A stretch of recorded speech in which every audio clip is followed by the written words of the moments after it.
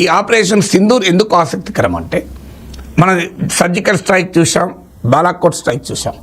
ఈ రెండు సందర్భాల్లోనూ ప్రతిపక్షం పైన మామూలు దాడి చేయలేదు.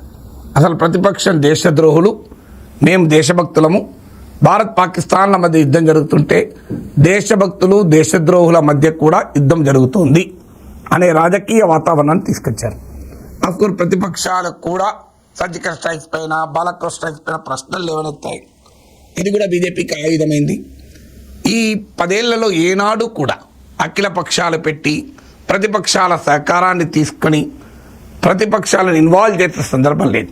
సర్జికల్ స్ట్రైక్స్ అప్పుడు లేదు, బాలాకోట్ స్ట్రైక్స్ అప్పుడు లేదు, అంతకు ముందు ఏ అంశంలోనూ లేదు.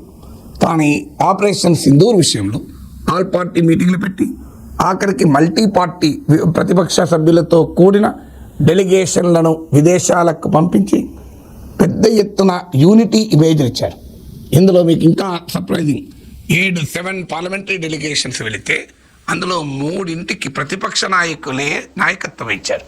2ంటికి బీజేపీ సభ్యులు, ఇంకో 2ంటికి బీజేపీ మిత్రపక్షాల సభ్యులు నాయకత్వం ఇచ్చారు.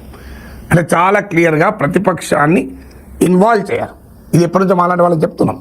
నేషనల్ సెక్యూరిటీ, డిఫెన్స్, ఇలాంటి ఫారిన్ పాలసీ, ఇలాంటి అంశాలలో అధికారం పక్షం ప్రతిపక్షం అన్న తేడా లేదు, అందరూ ఒక్కటే అని చాలాసార్లు చెప్పారు. కానీ ఏనాడు ప్రభుత్వం వినలే, అసలు ప్రతిపక్షాన్ని పట్టించుకోలే.